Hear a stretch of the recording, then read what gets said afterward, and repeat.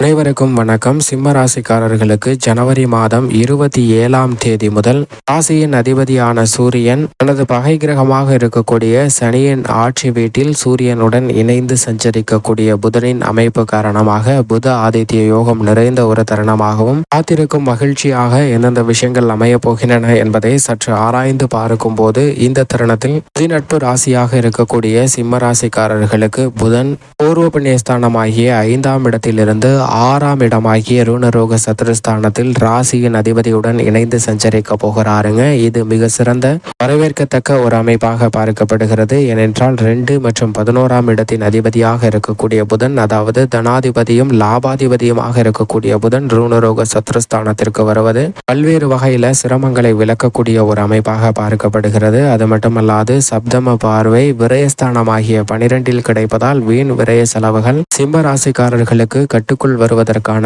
யோகம் நிறைந்த ஒரு தருணமாக அமைகிறது. 27/1/2024 முதல் சனியின் ஆட்சி வீட்டில் சூரியனுடன் இணையும் புதனால் புத ஆதித்ய யோகம் நிறைந்த ஒரு தருணமாக ஜனவரி 27 முதல் அமைய போகிறது. எனவே கிரகநிலைகளின் அமைப்பு காரணமாக பல நன்மைகளை நிறைந்து பெறுவதற்கான வாய்ப்பும் யோகமும் நிறைந்து கிடைக்கிறது. அது மட்டுமல்லாது மிக விரைவில் மங்களகாரகனும் சூரியன் புதனோடு இணைந்து சஞ்சரிக்க போகிறார். எனவே இந்த தருணம் என்பது காத்திருக்கும் மகிழ்ச்சியாக பல சந்தர்ப்பங்கள் நிறைந்து கிடைப்பதற்கான வாய்ப்பு உருவாகிறது. ஏனென்றால் பொதுவாகவே பொன் கிடைத்தாலும் புதன் கிடைக்காது என்பார்கள். சூரியனுக்கு மிக அருகாமையில் இருக்கக்கூடிய ஒளி பொருந்திய கிரகமாக இருப்பவர் தான் புதன். வித்தைக்கும் அறிவுக்கும் அதிபதியாக செயல்படுகிறார். அவர் கொடுக்கக்கூடிய அறிவாற்றல் என்பது எதிரிகளை பந்தாடக்கூடிய வீரியத்தையும் வீரத்தையும் கொடுக்கக்கூடிய ஒரு சிறந்த ஆற்றலாக பார்க்கப்படுகிறது. மிக சிறந்த ஞானத்தை அருளக்கூடிய மிக முக்கியமான கிரகமாக பார்க்கப்படுபவர் தான் புதன். அவரது ஆட்சி வீடாக மிதுனமும் கன்னிராசியும் பார்க்கப்படுகிறது. புதனின் உச்ச வீடாக கன்னிராசி அமைந்திருக்கிறதுங்க.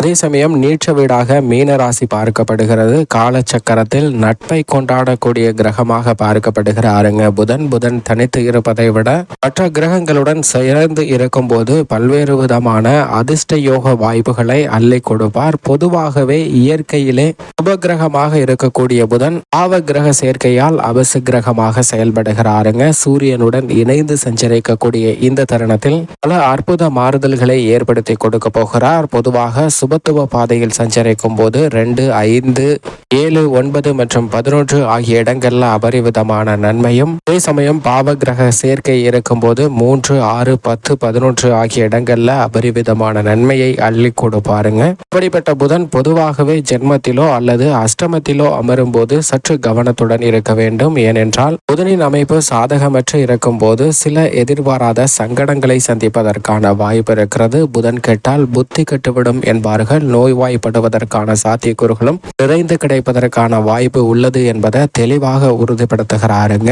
புதன் ஒருவருடைய ஜாதக அமைப்பில் மிக வலுவாக சஞ்சரிக்கும் போது எப்பேற்பட்ட சவால் நிறைந்த காரியமாக இருந்தாலும் அவற்றை தெளிந்த அறிவையும் தெளிந்த ஞானத்தையும் பயன்படுத்தி நமக்கு சாதகமாக மாற்றிக்கொள்வதோடு மட்டுமல்லாது மற்றவர்களுக்கும் பயனளிக்கக்கூடிய வகையில் மாற்றுவதற்கான தெளிந்த அறிவாற்றலை கொடுக்கக்கூடியவர் தான் புதன். ஆனால் அதே சமயம் புதன் சாதகமற்று அமர்ந்து சஞ்சரிக்கும் போது எதிர்பாராத சில சங்கடங்களை சந்திப்பதோடு மட்டுமல்லாது உடல்வள ஆரோக்கிய தொல்லைகளும் அதிகரிப்பதற்கான சாத்தியக்கூறுகள் இருக்குங்க. அதிலும் குறிப்பாக உணர்ச்சி வசப்படுதல் உள்ளிட்ட சில எதிர்பாராத சங்கடங்களை சந்திப்பதற்கான வாய்ப்பும், முன்கோபம், தலை தூக்குதல் போன்ற விஷயங்களால் சில எதிர்பாராத சிரமத்தை சந்திப்பதற்கான வாய்ப்பு உள்ளது என்பதை புதன் உறுதிப்படுத்துகிறார். அது மட்டுமல்லாது மிக எளிதாக முடிக்க வேண்டிய வேலையை கூட இடியாப சிக்கலை போன்று மிக கடினமாக மாற்றிக்கொள்வதற்கான ஒரு சூழ்நிலை உருவாக்குவதற்கான வாய்ப்பும் புதனின் அமைப்பு சாதகமாக இல்லை என்றால் ஏற்படுவதற்கான சாத்தியக்கூறுகள் உண்டு என்பதை தெளிவாக உறுதிப்படுத்துகிறாருங்க புதன்.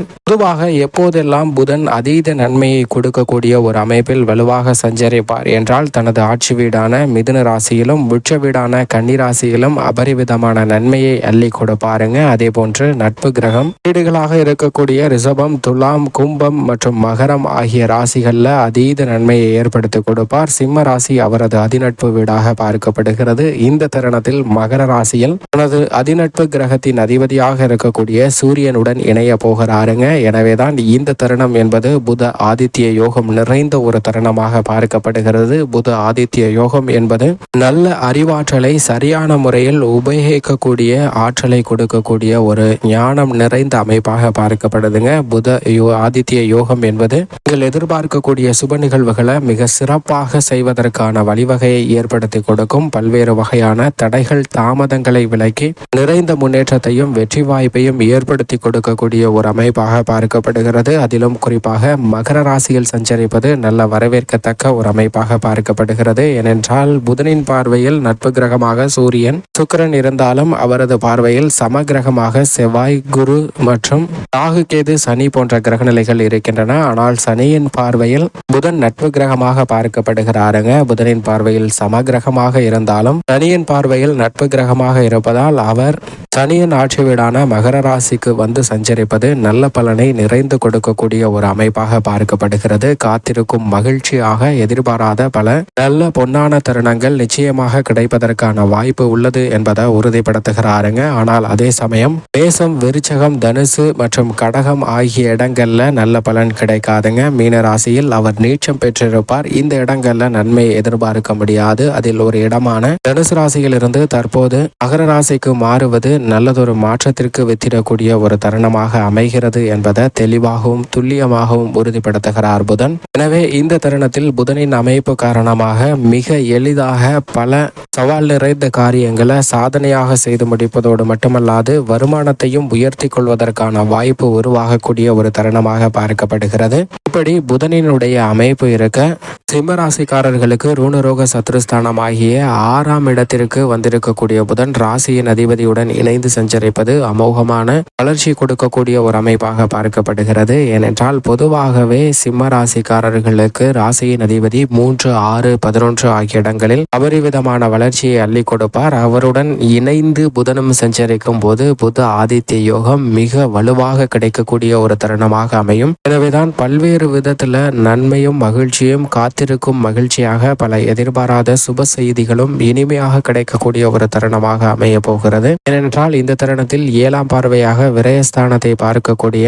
புதன் விரய செலவுகள் அனைத்தையும் கட்டுப்படுத்தி நீங்கள் எதிர்பார்க்கக்கூடிய முதலீடுகளை உற்பத்தி பண்ணி கொடுக்க போகிறாருங்க. சேமிப்பதற்கான சாத்தியக்கூறுகளும் உண்டு. உடல்நல ஆரோக்கிய தொல்லைகள் விலகும். கலைத்துறை, அரசியல் துறை சார்ந்த புதிய பொறுப்புகளும் பணிகளும் மிக சிறப்பாக கிடைக்கும். இந்த தருணத்தில் சிறு முதலீடு மிகப்பெரிய அளவில் லாபத்தை பெற்று தரக்கூடிய வகையில் அமைய போகிறது. திட்டமிட்டபடி அனைத்து விதமான காரியங்களிலும் வெற்றி நிறைந்து கொடுக்கக்கூடிய வலுவான அமைப்பில் ராசியின் அதிபதியுடன் இணைந்து புதன் சஞ்சரிப்பதால் கிடைக்கிறதுங்க. அதிலும் குறிப்பாக பெண்மணிகளுக்கு உடல்நல ஆரோக்கிய தொல்லைகள் விலகும். நீங்கள் எதிர்பார்க்கக்கூடிய சுப நிகழ்வுகள் மிக சிறப்பாக கிடைக்கும். மறைமுகமாக இருந்து வந்த தொல்லைகளும் விலகக்கூடிய ஒரு தருணமாக நிச்சயமாக அமைகிறது. மேலும் சாதகமாக மாற்றிக்கொள்ள நிச்சயமாக வாரத்தில் புதன்கிழமை விரதமிருந்து சிம்மராசிக்காரர்கள் அருகாமையில் உள்ள நவகிரக சன்னதி சென்று தீபமேற்றி வழிபாடு செய்யுங்கள். நிறைந்த நன்மையும் முன்னேற்றமும் தங்களுடைய வாழ்வில் இனிதாக கிடைக்கும்.